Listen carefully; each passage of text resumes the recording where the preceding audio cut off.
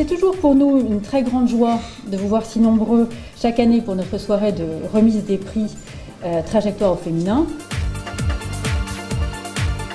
Le prix Trajectoire HEC au féminin a 7 ans. On fête aujourd'hui la 7e édition. Et il a pour but de mettre en lumière les trajectoires de femmes remarquables. L'idée était de présenter à toutes les jeunes femmes sortant d'HEC des rôles modèles dans lesquels elles puissent se projeter et qui leur permettent de se dire finalement je peux toujours viser plus haut.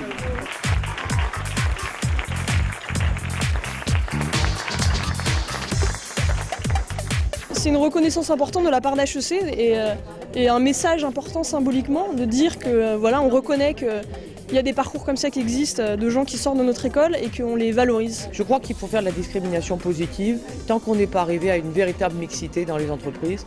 Et ça s'organise, ça se travaille, ça ne se décrète pas seulement. Promouvoir comme ce soir des parcours d'excellence, c'est montrer qu'on peut à la fois réussir sa vie professionnelle et sa vie personnelle. Donc mon message à tous, c'est faites-vous plaisir, osez et faites ce que vous croyez être bon pour la société.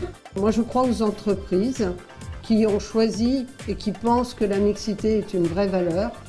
Moi j'ai toujours pensé que mon agence était belle et probablement rendue belle par cette mixité qui est un vrai combat.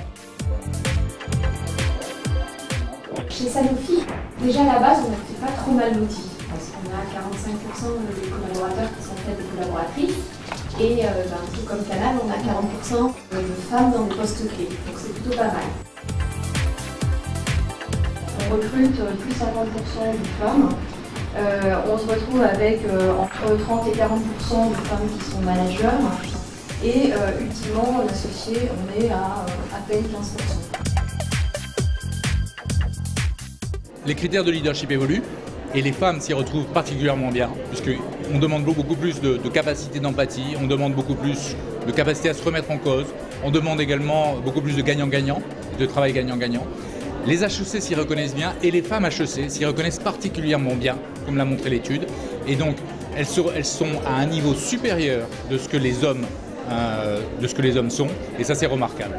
On est dans une dynamique qui a besoin de se reproduire, de se fortifier. On a besoin d'avoir de ces belles histoires positives pour donner de l'énergie dans la durée.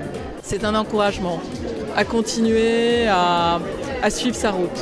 Ça donne la pêche et c'est inspirant parce que c'est rassurant et parce qu'on se dit qu'on peut le faire et qu'on va le faire.